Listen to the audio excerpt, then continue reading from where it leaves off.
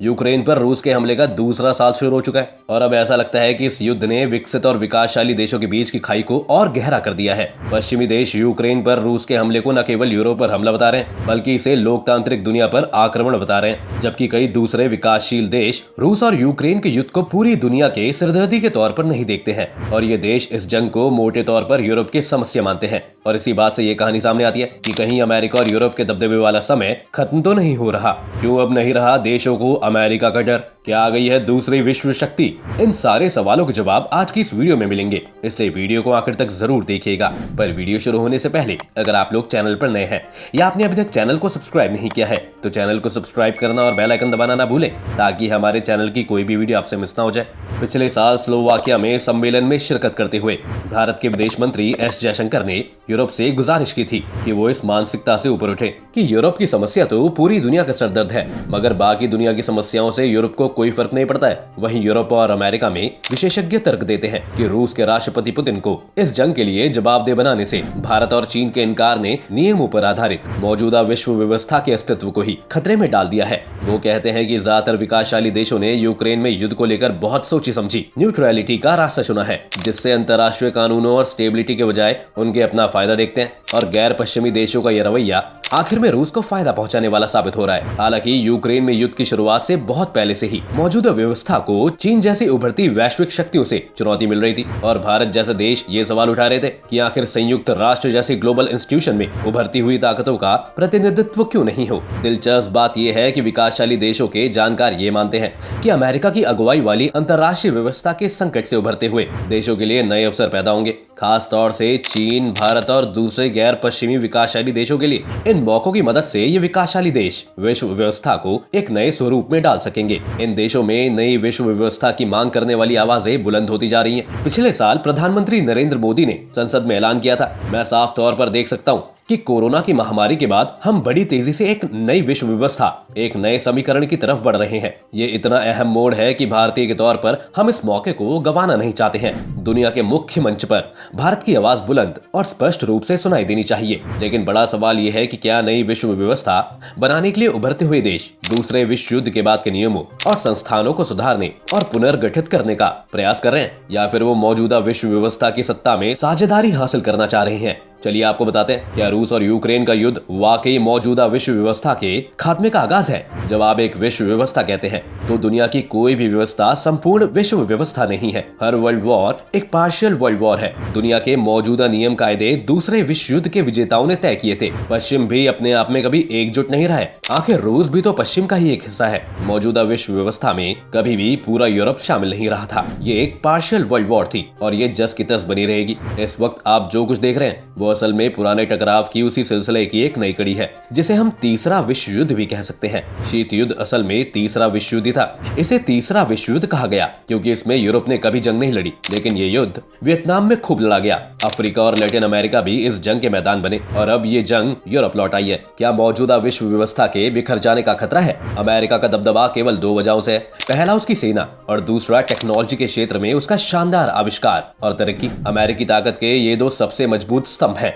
बाकी बातें इन्हीं से जुड़ी हुई हैं, चाहे वो उसकी फिल्में हो या मीडिया की सॉफ्ट पावर हो। चीन के अलावा आज बाकी दुनिया का सारा संचार और संवाद 5 अमेरिकी कंपनियों के कब्जे में है। आज यूक्रेन युद्ध वास्तव में कौन लड़ रहा है? यूक्रेन युद्ध में सबसे अहम किरदार एलन मस्क के स्टारलिंक सैटेलाइट अदा कर रहे हैं। ये अमेरिकियों की तकनीकी तरक्की है, जिसके चलते अमेरिका ने अपने निजी क्षेत्र के जरिए भी उतनी ही उपलब्धियां हासिल की हैं जितनी अपनी सरकारी ताकत के दम पर पाई हैं। क्या एक नई विश्व व्यवस्था उभर रही है? अब जो असली व्यवस्था उभर रही है वो यूरेशिया विश्व व्यवस्था है। अगर आप इसमें रूस और चीन के जमीनी इलाके जोड़ दें तो इस वक्त सदी के सबसे अहम साझेदार बन रहे। तो ये जमीनी इलाका पोलैंड की सीमा से भारत तक फैला हुआ है। ये कई विश्व व्यवस्था है। इस विश्व व्यवस्था में आप मिडिल ईस्ट के साथी देशों के साथ ईरान और सीरिया को भी जोड़ सकते हैं। यूक्रेन युद्ध का खात्मा निश्चित रूप से दुनिया के सामरिक नक्शे को नए सिरे से बनाएगा। हमने पहले भी कहा है कि इस जंग का असर एशिया पर भी पड़ने वाला है। अगर ये युद्ध रूस के खिलाफ जाता है तो इसका नतीजा पूरे उत्तरी एशिया पर नजर आएगा।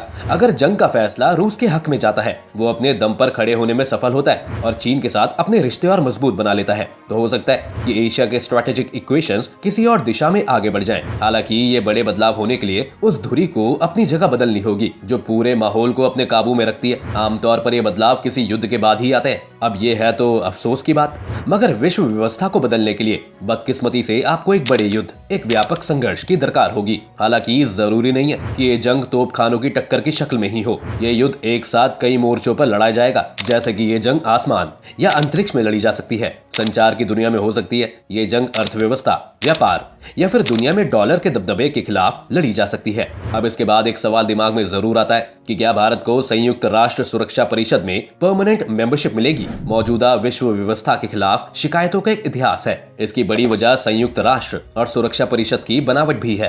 आखिर 5 देशों को हुई वोट का अधिकार क्यों मिलना चाहिए? संयुक्त राष्ट्र दुनिया के नए आर्थिक बदलावों और उन देशों के स्ट्रेटेजिक इन्फ्लुएंस की नुमाइंदगी नहीं करता जो उपनिवेशवाद के बाद दुनिया में उभरे हैं। खास तौर से भारत की नुमाइंदगी।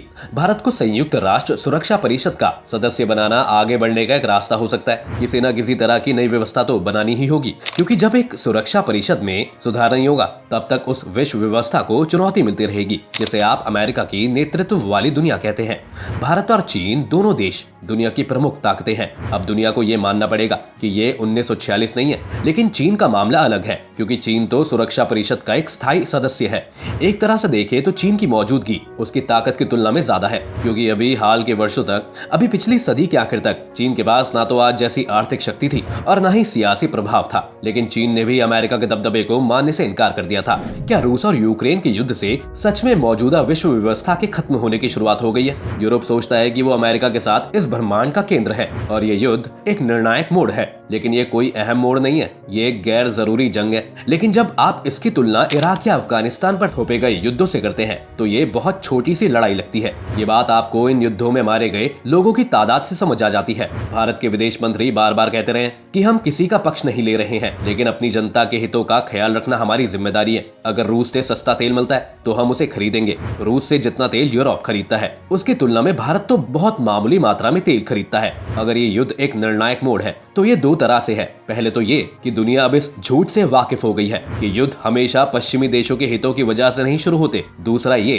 कि डॉलर के दबदबे पर गंभीर सवाल उठ रहे हैं। तो असल बदलाव ये है, हमें लगता है कि पश्चिमी देशों के पाखंड का पर्दाफाश हो गया है। उपनिवेशवाद के बाद के दौर में डिप्लोमेट्स को समझना होगा कि उन्हें सत्ता बाकी दुनिया से साझा करनी होगी। ये बात स्वीकार कर पाने में उनकी नाकामी ही उनके पतन का कारण बनेगी। और बदकिस्मती से ये सोच सदियों के दबदबे और खुद को बेहतर समझने की उस सोच का नतीजा है, जिसे अब उदारवाद का मुखौटा पहना दिया गया है। लेकिन अब ये मुखौटा उतार दिया गया है। क्या मौजूदा विश्व व्यवस्था के बिखर जाने का खतरा है? शायद ये कहना जल्दबाजी होगी कि इस पर बिखरने का खतरा मंडरा रहा है और इसको बदलने की जरूरत है। आपने दूसरे विश्व युद्ध की शक्ल में एक महायुद्ध को जन्म दिया। इसके बाद आपने शांति की व्यूह रचना की और ये ढांचा, ये विश्व व्यवस्था खड़ी की। इसके बाद आपने समृद्धि की एक दौर की शुरुआत की जिसमें उपनिवेशों का खात्मा हुआ। और अब सबसे पहले हम, बाकी बाद में, कि जिस सोच की बुनियाद पर यह ढांचा खड़ा किया गया वो बना नहीं रह सकता है। भारत, चीन और दूसरे विकासशील देश एक अलग विश्व व्यवस्था चाहते हैं, लेकिन हमें इस बात को लेकर भी सावधान रहना होगा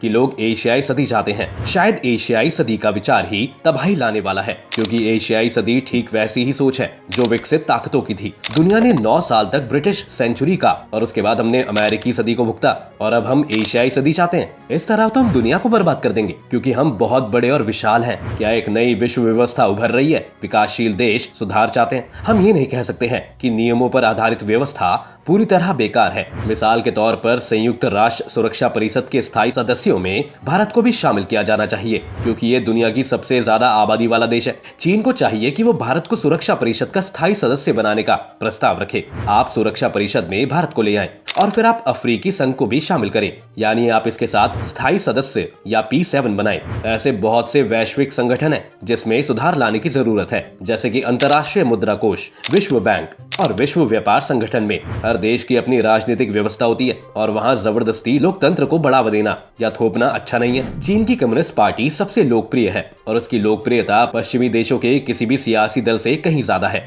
उन्हें पता है कि उन्हें अपनी जनता को वो सुविधाएं देनी होंगी जिसे वो बुनियादी अधिकार कहते हैं। शिक्षा का अधिकार, स्वास्थ्य की सुविधा, मकान, नौकरियां वगैरह। वो प्रदर्शन करने और इमारतें जलाकर खाक करने का अधिकार नहीं देने वाले हैं। चीन की हुकूमत इसे बर्दाश्त नहीं करेगी, क्योंकि भारत की आबादी 1.5 अरब के करीब पहुंच रही है। तो हमारी नजर में भारत के लिए चुनौती ये है कि वो लोकतांत्रिक व्यवस्था के दायरे में ये अधिकार कैसे दे पाएगा। ये काम बहुत मुश्किल है। अब अमेरिकी लोकतंत्र को देखिए, जहाँ लोग कहते हैं कि वो अपने पास हथियार रखेंगे, चाहे वो जितने लोगों को गोली मार दें, क्योंकि वो एक महान लोकतांत्रिक देश है और उन्हें बंदूक रखने का पूरा अधिकार है। अब देखिए, मौजूदा व्यवस्था ना तो अंतर्राष्ट्रीय है और ना ही व्यवस्थित है। ये तो दूसरे विश्व युद्ध के विजेताओं के लिए रची गई अमेरिका पर केंद्रित व्यवस्था थी। लेकिन हमें नहीं लगता कि इस वक्त एक और अमेरिका की अगुवाई वाली विश्व व्यवस्था और दूसरी तरफ चीन, मध्य एशियाई देशों रूस और तुर्की वगैरह की अगुवाई वाली व्यवस्था के बीच से कोई जियोपॉलिटिकल व्यवस्था उभर रही है। दोनों के बीच वो दरार स्पष्ट रूप से दिखाई नहीं देती है, क्योंकि पहले तो इस युद्ध के बाद रूस बेहद कमजोर हो जाएगा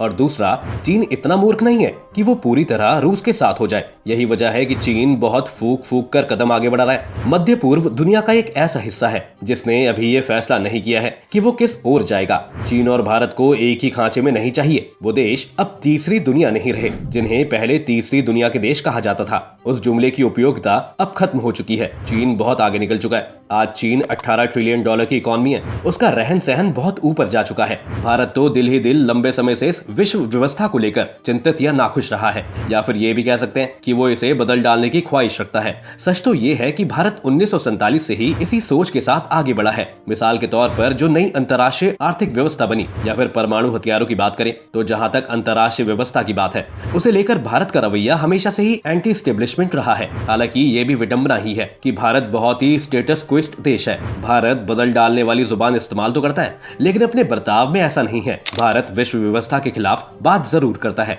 लेकिन वो इस व्यवस्था को बदलने के लिए पूरी ताकत से कोशिश नहीं करता। आज ये बात होती ही है कि सुरक्षा परिषद में पर्याप्त नुमाइंदगी नहीं है और ये भेदभाव से भरी है। लेकिन कल को जब आप भारत को सुरक्षा परिषद का सदस्य बना देंगे तो वो इससे खुश हो जाएगा। भारत बदलाव लाने की बोली इसलिए बोलता है क्योंकि वो विश्व व्यवस्था का हिस्सा बनना चाहता है। आप इस बात को ऐसा समझिए, भारत मौजूदा अंतर्राष्ट्रीय व्यवस्था को पसंद नहीं करता क्योंकि वो मौजूदा विश्व व्यवस्था में एक भागीदार नहीं है। अगर भारत को इसमें शामिल कर लिया जाए तो फिर उससे इसे कोई शिकायत नहीं रहेगी। भारत को लगता है कि आज उसकी ताकत बढ़ गई है, उसकी जीडीपी बढ़ गई है, उसकी सेना की शक्ति बढ़ गई है। अब वो एटमी राष्ट्र है। अब उसका विदेशी मुद्रा भंडार भी बहुत बढ़ गया है, लेकिन विश्व व्यवस्था में उसकी हैसियत उसकी इस प्रगति के अनुरूप नहीं बढ़ेगी। समस्या यही है। नई विश्व व्यवस्था। रूस से दूर जाने का भारत का सफर शुरू हो चुका है। भारत के अमेरिका और पश्चिमी देशों के करीब जाने का सिलसिला तो पहले से ही शुरू हो चुका था। अमेरिका के जितना करीब आज भारत है, उतना पहले कभी नहीं रहा था। तो ये तो बस वक्त की बात है कि भारत पश्चिमी देशों और अपने पश्चिमी साथियों के और करीब हो जाएगा। हमें लगता है कि अमेरिका और पश्चिमी देशों को इस क्षेत्र में एक साझेदार के तौर पर भारत की उतनी ही जरूरत है जितनी भारत को उस क्षेत्र या अन्य इलाकों में उनके करीब जाने की दरकार है। हमें लगता है कि भारत और पश्चिमी देशों और अमेरिका के हित कहीं न कहीं आपस में मिलते हैं या एक दूसरे के पूरक हैं। ये तो मुख्य रूप से चीन की वजह से है। कई मामलों में भारत के अमेरिका विरोध में ये कमी पिछले 15-20 वर्षों में चीन के उभार से जुड़ी हुई है। तो पिछले लगभग 20 वर्षों में उस दिशा में बहुत प्रगति हुई है और चीन बहुत बड़ा कारण है जिसने भारत को उस दिशा में धकेला है। तो चीन की ताकत में जितना इजाफा होगा, भारत उतना ही पश्चिमी देशों के पाले में जाएगा। आज चीन जिस तरह से इस क्षेत्र और बाकी दुनिया में अपना प्रभाव बढ़ाने वाली नीति पर जोर दे रहा है, उससे ये बात और भी साफ हो जाती है। जिस तरह चीन ने अपनी फौजी ताकत बढ़ाई है और जिस तरह वो अलग अलग मंचों पर अमेरिका को चुनौती दे रहा है, चीन पूरी दुनिया में अलायंस बना रहा है या फिर दोस्तियां गांठ रहा है, ये सारी बातें एक ही तरफ इशारा करती हैं कि चीन अमेरिका की अगुवाई वाली यूनिपोलर विश्व व्यवस्था से खुश नहीं है और वो इसे चुनौती देना चाहता है। वो एक वैकल्पिक अंतर्राष्ट्रीय व्यवस्था के रूप में अमेरिका को चुनौती देना चाहता है। इस बात को लेकर कोई शक नहीं है कि आगे चलकर विश्व व्यवस्था को किसी न किसी तरह से बदलना ही होगा। ये भी संभव है कि इस व्यवस्था को चीन से मिल रही चुनौती का फायदा भारत जैसे देश को मिल जाए। चीन मौजूदा विश्व व्यवस्था को जितनी तगड़ी चुनौती देगा, पश्चिमी देश उतनी ही शिद्दत से भारत से नजदीकियां बढ़ाना चाहेंगे। भारत की शिकायतें दूर करके उसे किसी न किसी तरह से इस व्यवस्था में साझेदार बनना चाहेंगे। तो ये तो भारत के लिए अच्छी खबर है कि आज से 10-15 साल बाद दुनिया वैसी नहीं रहेगी जैसी आज है। हमें लगता है कि इसमें बदलाव होगा। तो दोस्तों, आज की वीडियो में बस इतना ही। उम्मीद है आपको आज की इस वीडियो से काफी कुछ नया सीखने को मिला होगा। अगर आपको ये वीडियो पसंद आई है तो वीडियो को लाइक करें और अगर आप चैनल पर नए हैं तो जाने से पहले चैनल को सब्सक्राइब करना ना भूलें।